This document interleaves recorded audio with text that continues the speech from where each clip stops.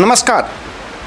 चुनावी दंगल में इस समय हम हैं सूरतगढ़ पंचायत समिति की ग्राम पंचायत ठुकराना में, और हमारे साथ है यहाँ से सरपंच पद के जो प्रत्याशी हैं साहब राम जी चाहर। उनसे सीधी बात करते हैं। सर, हमारा न्यूज़ चैनल में सबसे पहले तो आपका स्वागत है।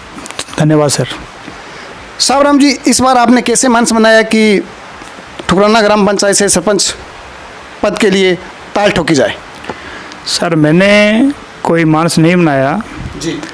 यहाँ के जो वोटर हैं उनकी मंशा थी कि हमें विकास दूत पुरुष की इस क्षेत्र में आवश्यकता है, तो उन सब की मंशा के हिसाब से और उन सब के आशीर्वाद और सहयोग से उन्होंने ही मेरे को चुना और मैदान में उतारा और सहयोग दिया। साहब राम जी, आपकी जो ये ग्राम पंचायत है 6 गांवों को मिलाकर बनाई गई, ये बहुत बड़ी ग्राम पंचायत है, तो आपने घोषणा पत्र भी बनाया होगा, तो आपके घोषणा पत्र में क्या है? हमारे सर मेन मुद्दा है ये है कि यहाँ के जो एक तो 6 गांवों में जल की बहुत बड़ी समस्या है।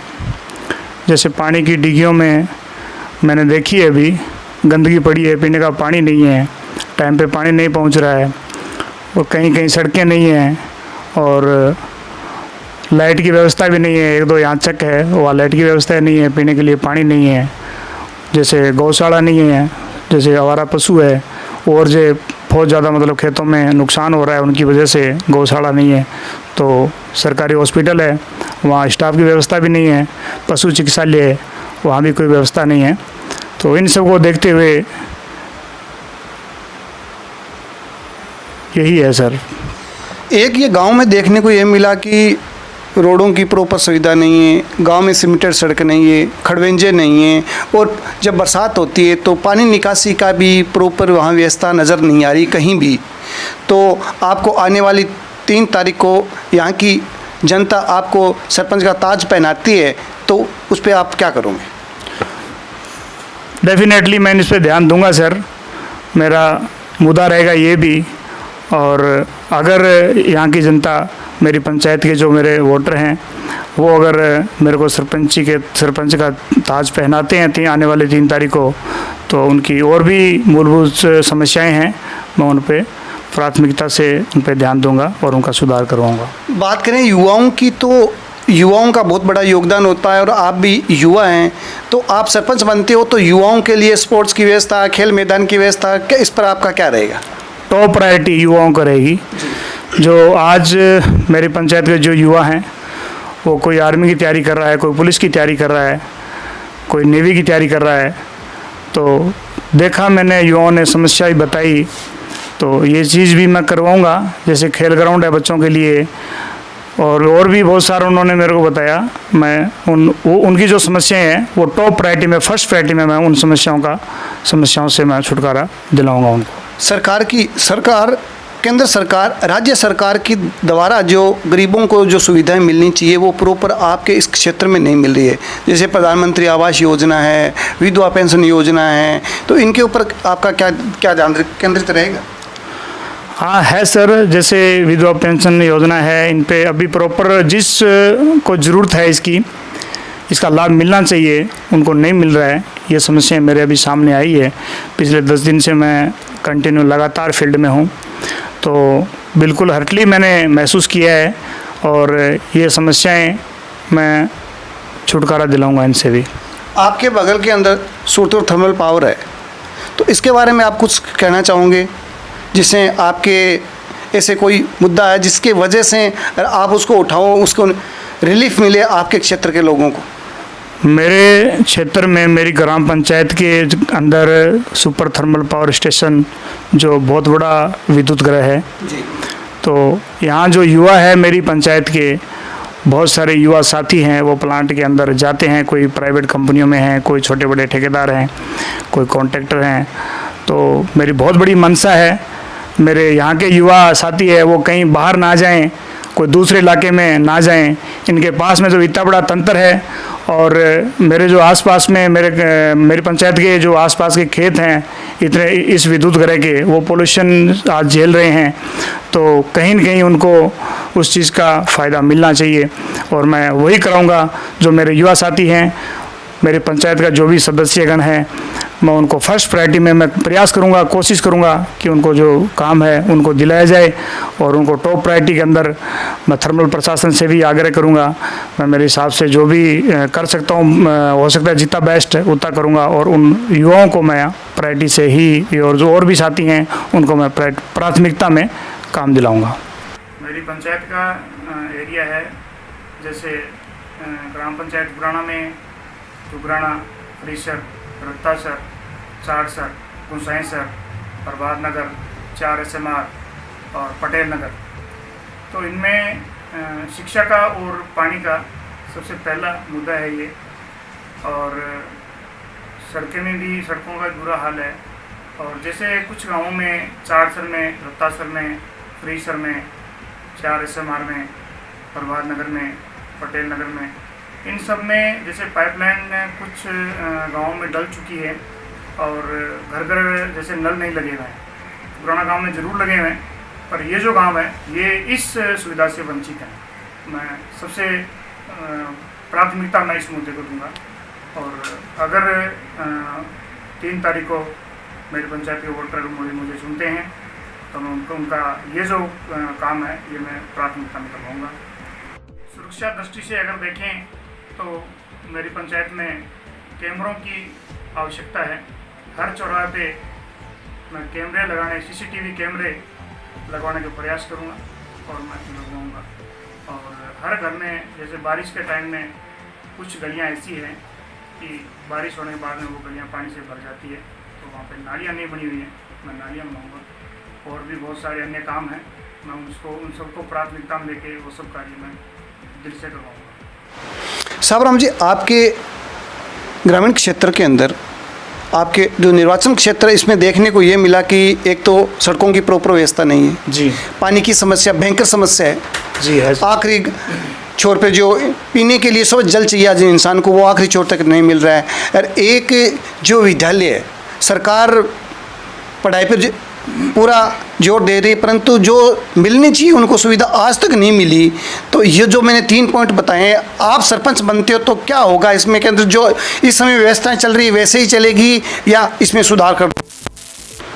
सर, अगर आने वाले 3 तारीख को जो मेरी ग्राम पंचायत के वोटर हैं वो अगर मुझे चुनते हैं तो मैं शिक्षा में मेरा पीछे भी योगदान रहा है, बच्चों को मोटिवेट करना, और भविष्य में भी मैं करता रहूँगा। और शिक्षा के जो संसाधन हैं, जो हमारे ज्ञान मंदिर हैं मेरी पंचायत के, तो मेरे चारसर में स्कूल है, बिल्डिंग मैंने देखी है, बहुत बुरा हाल है, बिल्डिंग पूरी जर्जर है। तो वो भी देख के बहुत ही ऐसा लगा कि दुर्भाग्य है आज हमारी पंचायत का भी अच्छे जनप्रतिनिधि नहीं होने की वजह से आज वहाँ बच्चों की पढ़ाई है वो भी डेवलप नहीं हो रही है, उसकी वजह से हमारा क्षेत्र का विकास नहीं हो रहा है। और जैसे और भी गांव में, जैसे ठुकराना गांव में भी जैसे शमशान भूमि की 4 दीवारी है, जैसे ठुकराना गांव से लेके हमारे यहाँ 4 SMR है, वहाँ रोड भी नहीं है। मैं जाता हूँ उधर भी तो रास्ता नहीं है प्रॉपर, तो वहाँ रोड के लिए भी मतलब मेरे प्रयास रहेंगे। और शमशान भूमि है, उसमें 4 दीवारी के लिए भी मेरे प्रयास रहेंगे। उसके बाद में शिक्षा क्षेत्र में मेरा टॉप प्रायोरिटी कहें तो प्राथमिकता शिक्षा क्षेत्र में मेरी रहेगी, और मेरी रुचि पूर्व में भी थी उसमें, और भविष्य में भी मेरी रुचि शिक्षा क्षेत्र में रहेगी। एक सर ये देखने को मिला कि आपका जो ये ग्रामीण क्षेत्र है, बरानी क्षेत्र है, ढाणियों में आज तक के विद्युत कनेक्शन नहीं हुए हैं, इस पर क्या रहेगा? जैसे मेरे गांव ठुकराना के पास में भी एक चक है, वहाँ पे आज के युग में उस चक में विद्युत की व्यवस्था नहीं है और जल की व्यवस्था भी नहीं है। बड़ा दुख महसूस हुआ, वहाँ जाके मैंने देखा वहाँ देखा हालचाल तो लगा कि वाकई में ही हमारी पंचायत जो है बड़ा दुर्भाग्य है कि आज ये जो आम व्यवस्थाएं हैं ये उनको नहीं मिल पा रही है। तो ये चीज़ें भी है हृदय में और इनको टॉप प्रायोरिटी में करवाऊंगा मैं। सावराम जी, हम आपसे अंत में ये कहना चाहेंगे कि इस समय आपकी ग्राम पंचायत की जनता, वोटर आपको देख रहे हैं, उनसे आप क्या अपील करना चाहोगे? उनसे मैं हाथ जोड़ के यही विनती करता हूँ, उनसे बारंबार यही आग्रह करता हूँ, जैसे हमारे फ्रीसर गांव में मैंने जो डिग्गी बनी हुई है जल की, वहाँ पे हालात देखा था, कीचड़ पड़ा है अंदर, पानी अगर उसमें अभी कोई भर दे तो वो पानी पीने लायक नहीं है। तो वो व्यवस्था, वो चीज़ें जो वो है वो मेरे लिए प्राथमिकता रहेगी। उसके बाद में जैसे चाड़सर है, वहाँ स्कूल की बिल्डिंग है और वहाँ पे जो गलियाँ हैं, सबसे बड़ी बात वहाँ जैसे मान लो चलता है बंदा तो कम से कम 1 घंटा लगता है किसी एक दूसरे घर में जाने में, तो बहुत बुरा हाल है। उसके बाद में गोसाइंसर में भी पानी की व्यवस्था बिल्कुल भी नहीं है। उसके बाद में गोसाइंसर के आगे कुछ ढाणियाँ हैं, वहाँ पे विद्युत की व्यवस्था नहीं है और पीने के लिए पानी है उसकी व्यवस्था नहीं है।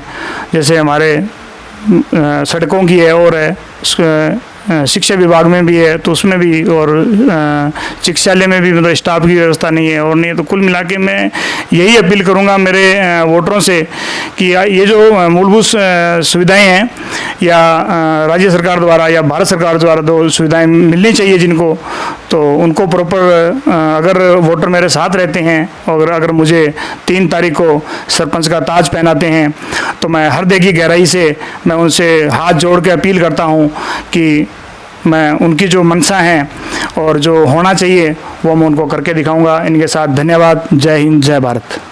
ये थे जी आज सीधी बात में हमारे साथ सूरतगढ़ पंचायत समिति की ग्राम पंचायत ठुकराना से सावराम जी चाहार। देखते रहिए क्रिस न्यूज संदेश। कृषि मीडिया की चुनावी यात्रा में आज हमारी टीम पहुंच चुकी है पंचायत समिति सूरतगढ़ की ग्राम पंचायत ठुकराना में, और मैं आपके साथ पीएन योगी। ग्राउंड रिपोर्ट में यहाँ की पब्लिक क्या चाहती है, किसे चाहती है। 4 उम्मीदवार इस मैदान में अपनी ताल ठोक चुके हैं इस बार, और यहाँ की पब्लिक एक बहुत बड़ी ग्राम पंचायत मानी जाती है सूरतगढ़ क्षेत्र के अंदर, ठुकराना ग्राम पंचायत। और यहाँ की पब्लिक से जानते हैं, ग्राउंड रिपोर्ट जानते हैं। एक बहुत बड़ी सर्वे कृषि न्यूज पर जल्द आपके सामने जानते हैं यहाँ की पब्लिक से, यहाँ की पब्लिक क्या चाहती है, किसे चाहती है, कितना विकास चाहती है। सर नमस्कार। नमस्कार सर, आपकी बहुत बड़ी ग्राम पंचायत है। हाँ जी। आपको कैसा यहाँ का सरपंच चाहिए? ये सरपंच ये सावराम, ये थर्मल प्लांट वाला साहब है, यहाँ धूड़ भागते राख भागते हैं। जी जी तो इस वास्ते भी सावराम ने सही है। जी जी। ये सावराम को बनाना चाहते हैं। सावराम जी से क्या उम्मीद है आपको? किस तरह का विकास चाहते हैं? किस तरह की कमियां हैं यहाँ पर? या पंचायत में साहब बहुत कमी पड़ी है यहाँ, वो इस वास्ते सावराम को बनाना चाहते हैं। जी, बहुत कमियां हैं और सावराम जी से यहाँ बुजुर्गों को उम्मीद निकल कर यहाँ नजर आ रही है। आगे बात करने की कोशिश करेंगे, युवाओं से जानने की कोशिश करेंगे। जी सर, आपका नाम? जयवर्धन सिंह। जी, वर्धन सिंह जी, आपको आपकी ग्राम पंचायत का कैसा सरपंच चाहिए? जहाँ तक मैं आपसे परिचित हूँ, आप एक बहुत संघर्षशील आदमी है और कृषि संदेश के सारे दर्शक आपको अच्छी तरह से पहचानते हैं। तो आपको, आपकी सोच क्या है और आपको कैसा सरपंच चाहिए? हमें विकासशील सरपंच चाहिए जी। जो शिक्षा में विकास करे जी जी। और पंचायत को आगे लेकर जाए। जी, किस तरह के मुद्दे, आज किस तरह की जो परेशानियां हैं वो पंचायत, ग्राम पंचायत में आपको सामने आ रही है? क्योंकि आप संघर्ष करते रहे हैं, क्या कुछ हो रहा है? पीने के पानी की व्यवस्था कैसी है? सड़कों का हाल कैसा है? क्या कुछ चाहिए? शिक्षा का स्तर कैसा है आपके यहाँ? शिक्षा का स्तर काफ़ी हद तक तो ठीक है, लेकिन जैसे मेरे गांव चाड़सर में जी जी स्कूल पूरी तरह जंजर है जी जी और पानी की समस्या है बहुत। जी। चाड़सर है, गोसाइंसर है, यहाँ जो रत्तासर है, बिल्कुल। पानी की बहुत बड़ी समस्या है। और अन्य जो पीएम आवास है वो सबको मिल चुके हैं यहाँ? नहीं, सभी को तो नहीं मिले। सभी को नहीं मिले। तो जहाँ कहीं भी देखो तो कमियाँ नजर आ रही है और समस्या की यहाँ बहुत बड़ी मात्रा है, भरमार है समस्या की। यहाँ आगे बात करने की कोशिश करेंगे, बुजुर्गों से जानने की कोशिश। जिस सर, आपका नाम? जगदीश मोदी सर। हाँ, मोदी जी। मोदी जी, आपसे जानना चाहेंगे कि आपको आपकी ग्राम पंचायत का सरपंच कैसा चाहिए? हमारे को चाहिए साहब जो निपक्ष जी, है जी। और बेदाग बिल्कुल और अच्छा पढ़ा लिखा लड़का चाहिए और गांव का विकास हो, हर चीज़ में विकास हो, सड़क है, शिक्षा है और गरीब लोग जनता है, आज में उनको रोजगार भी नहीं है, उनके ऊपर भी ध्यान दे। बिल्कुल बिल्कुल हाँ, ऐसा आदमी चाहिए, बहुत अच्छा लड़का चाहिए। जी हाँ। जी। एक बहुत बड़ी बात निकल कर सामने आई है, लागा चुनरी में दाग छुपाऊं कैसे, ऐसी कुछ बात यहाँ निकल कर सामने आई। यहाँ बेदाग सरपंच की मांग करते हुए बुजुर्ग दिख रहे हैं, आगे बात करने की कोशिश करेंगे। जी सर नमस्कार। नमस्कार सर। सर आपका नाम? जयपाल सिंह। जयपाल जी, आपको कैसा सरपंच चाहिए आपकी ग्राम पंचायत में, किस तरह की उम्मीद करते हैं आप अपने सरपंच से? मुझे संघर्षशील और अच्छा एक उम्मीदवार की तलाश में, और अच्छा उम्मीदवार वही है जो साबराम। आज इस ठुकराना पंचायत की स्थिति देखते हुए जी जी यानी एकदम पिछड़ा हुआ एरिया जैसा हम महसूस करते हैं। जी जी इस ग्राम पंचायत की आर्थिक स्थिति बहुत दयनीय है। जी जी काम के विषय पे जाए, जैसे पानी, जी पीने का पानी है नहीं, जी जी गांव के अंदर पाइपलाइन बिछाई हुई है, जी जी नल लगे हुए नहीं है। हर बार कोई न कोई आता है कि हम लगा दें, हम लगा दें, हमारी उनसे कोई आस नहीं है। हम ये युवा नेता चाहते हैं कि साबराम जैसा हमारे को एक युवा सरपंच मिले और हमारे गांव का विकास हो, ऐसी हम चेष्टा और उम्मीद करते हैं। बिल्कुल, राजस्थानी में एक बहुत बड़ी कहावत है, जननी जने तो ऐसा जनी याद आता या सूर, नहीं तो रहीजे बांजड़ी तारो मती गमाईजे नूर। और ऐसा ही कुछ यहाँ निकल कर सामने आया है। ऐसा सरपंच यहाँ चाहिए जो ये बोल रहे हैं कि सपने तो बहुत दिखाए, पानी का मटका ऊपर लटका दिया, लेकिन एक भी बूंद नहीं गिरी अभी तक। इतनी प्यासी ग्राम पंचायत यहाँ निकल कर सामने आ रही है। आगे बात करने की कोशिश करेंगे। जी सर नमस्कार। नमस्कार। बाबा जी आपका नाम? संतराम नाम है। संतराम जी, आपको आपकी ग्राम पंचायत में कैसे सरपंच की आवश्यकता है? पढ़े लिखे सरपंच जी साहब राम जी है वे तो है, मान लो हर एक चीज़ ने पढ़े लिखे है तो वो 50 दिन आगे ले छी, बाकी तो बहुत रह लिया सरपंच से। जी जी रोज वादा करे पानी में तान दे यहाँ पानी हटे 5 का में घुसाई सर 4 सर रत्ता सर 30 मरा रोज हर पंचायत के तहत है पानी, वाटर वर्क से 100 सरपंच के तहत में है। तो बांगर जवा थोड़ा सा आज लाइट को नहीं, आज आ को नहीं, आज वाह को नहीं, तो मैं तो यान परेशान हो गया। मैं तो कोई पढ़े लिखे कोई बुजुर्ग छोरो जवान आ जाए तो गाँव विकास करा दिए तो बहुत अच्छी बात है। रूपराम जी, आपकी सोच कैसी है? आपको किस तरह का, जहाँ तक आप भी युवा ही हैं, तो आपको किस तरह का यह सरपंच चाहिए? सर हमारे को सरपंच ये जो इस ग्राम पंचायत का सुधार कर सके, जो इधर बहुत जो सारी समस्या है, जैसे इन्होंने पहले भी बता दी, पानी, सड़क है, नालियाँ हैं, और भी जैसे आवास है, प्रधानमंत्री आवास है, इनका सबको साथ ऐसा सरपंच है जो इनके मुद्दों पर अपने अग्रणी रहे, काम करवा सके। बिल्कुल बिल्कुल, ले मसाले चल पड़े हैं लोग मेरे गांव के, अब अंधेरा जीत लेंगे लोग मेरे गांव के। जागरूक वोटर हैं और वोटर चुनकर वोट देते हैं, जानते हैं आज के वोटर कि किसको वोट देना है और किसको आगे लेके आना है। बाकी देखते रहिए कृषि मीडिया पर। सहयोगी बजरंग सिंह शेखावत और भवानी सिंह के साथ मैं PN योगी।